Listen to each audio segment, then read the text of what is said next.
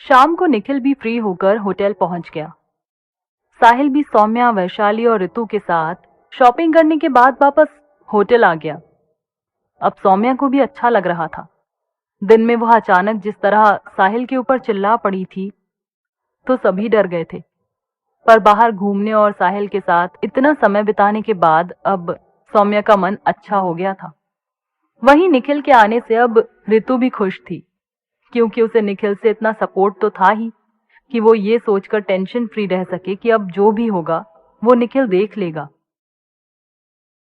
सब लोग मिलकर डिनर करने चले गए और फिर वहीं रेस्टोरेंट में बैठकर बातें करते रहे। एक पूरा दिन निकल जाने के बाद अब सब लोगों को बात करने में भी अच्छा लग रहा था। पहले ऋतु की पढ़ाई को लेकर बातें होती रहीं और फिर साहिल की शादी को लेकर। शादी की बातों में सबसे ज्यादा खुशी साहिल को हो रही थी। साहिल तो चाहता भी यही था कि जल्दी से ट्रेनिंग पूरी हो और फिर जल्दी से शादी हो जाए। सब अपनी बातों में बिजी थे। तभी ऋतु के मोबाइल पर पूजा का कॉल आया। ऋतु पूजा और प्रिया को बोल कर आई थी कि वो रात होने तक वापस आ जाएगी, लेकिन उस रात वो वापस नहीं गई और फिर आज का दिन भी पूरा निकल चुका था और रात हो चुकी थी, इसलिए आज रात को भी वो जाने वाली नहीं थी। तो पूजा और प्रिया को ऋतु की फिक्र होने लगी थी। पहले तो पूजा को लगा कि शायद ऋतु निखिल के साथ ही रुक रही है और सुबह वापस आ जाएगी। पूजा प्रिया को भी यही मालूम था कि संडे को ऋतु के भैया उससे मिलने आते हैं, इसलिए वो दोनों यही सोच रही थी कि संडे को तो ऋतु हॉस्टल वापस आ ही जाएगी। लेकिन पूरा दिन निकल जाने के बाद जब ना ऋतु वापस आई और ना साहिल उससे मिलने आया, तब पूजा को फिक्र होने लगी कि सब सही है या नहीं। इसलिए उसने ऋतु को फोन लगाया था। फोन उठाते ही ऋतु बोली, हेलो। हाँ पूजा बोल। उधर से पूजा की आवाज आई, कहाँ है यार, तू तो कल रात का ही वापस आने का बोलकर गई थी और देख आज भी रात हो गई। अब क्या वहीं रहने का इरादा कर लिया है? कहकर पूजा हंसने लगी।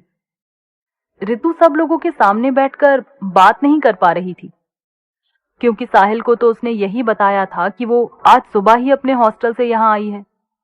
इसलिए वो उठकर एक तरफ जाकर बात करने लगी।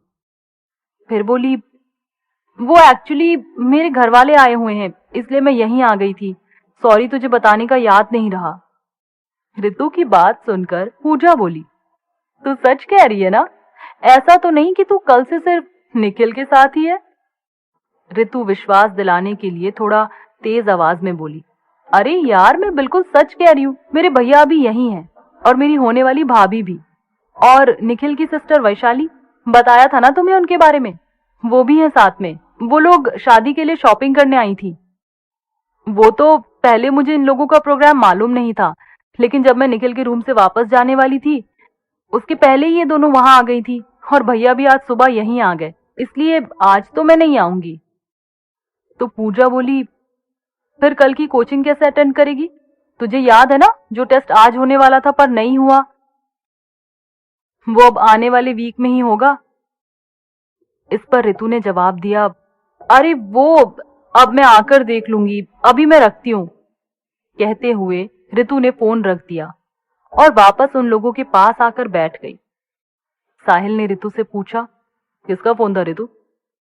ऋतु जवाब में बोली, अरे भैया पूजा का फोन था, पूछ रही थी कि वापस आओगी या नहीं। साहिल बोला, हाँ मैं तो ये भूल ही गया था, तुझे भी तो वापस छोड़ना है, नहीं तो तेरी वार्डन गुस्सा करेगी। तूने बताया था ना कि बिना परमिशन के रात में बाहर रुकना अलाउड नहीं है।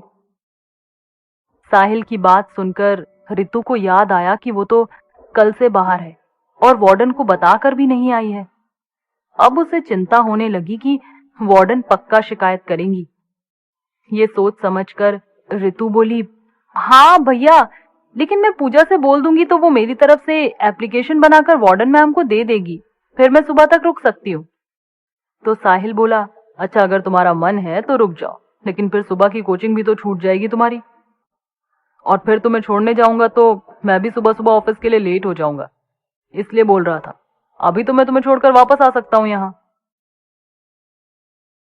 साहिल की बात सुनकर सब लोग ऋतु की तरफ देखने लगे, क्योंकि सबके दिमाग में यही था कि अगर साहिल ऋतु को हॉस्टल छोड़ने गया तो साहिल को पक्का पता चल जाएगा कि ऋतु आज सुबह नहीं आई बल्कि कल से वहां से निकली है, और कल रात भी वो हॉस्टल से बाहर ही थी। ऋतु सबको इस तरह हैरान देखकर समझ गई कि सबके दिमाग में क्या चल रहा है। वह जल्दी से बोली, नहीं नहीं भैया, आप रहने दो, मैं निखिल के साथ चली जाती हूँ, या फिर आप कहो तो मैं सुबह निखिल के साथ हॉस्टल वापस चली जाऊंगी। मुझे भी आप लोगों के साथ रहने का मन है। ऋतु के इस तरह पूछने पर साहिल बोला, अरे वो भी तो सुबह लेट हो जाएगा, फिर उसका भी तो कॉलेज होता है। साहिल की इस बात पर ऋतु कुछ बोल पाती उससे पहले ही निखिल ने जवाब में कहा, अरे नहीं नहीं, कल मेरा ऑफ रहेगा। वो हम लोग सब आज ही तो टूर से वापस आए ना, तो एक दिन का तो ऑफ मिलेगा ही, इसलिए मैं ऋतु को सुबह छोड़ दूंगा। अगर उसका मन है रुकने का तो रुक जाने देते हैं, वैसे भी बेचारी को कहाँ फुर्सत मिलती है कहीं आने जाने की। कहते हुए निखिल ऋतु की तरफ देखने लगा। साहिल बोला, ठीक है, फिर अगर निखिल तुम्हें वापस हॉस्टल ड्रॉप करने की जिम्मेदारी ले रहा है तो रुक सकती हो। साहिल की बात सुनकर सबकी जान में जान आई। नहीं तो सबको लगने लगा था कि अब बस उन लोगों की करतूत पकड़ में आ ही जाएगी। साहिल से रजामंदी मिलने के बाद ऋतु ने पूजा को फोन लगाया और कहा, पूजा यार मैं आज नहीं आऊंगी, तू एक काम कर, एक एप्लीकेशन लिखकर वार्डन मैम को दे दे।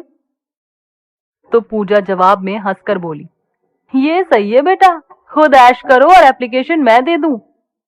फिर कहने लगी, अच्छा दे दूंगी, लेकिन अब कल का दिन तो निकल ही चुका है, तो कल की लीव एप्लीकेशन अप्रूव कराने के लिए तो तुझे या तेरे किसी फैमिली मेंबर को आना पड़ेगा, नहीं तो वो आज की भी एप्लीकेशन एक्सेप्ट नहीं करेगी।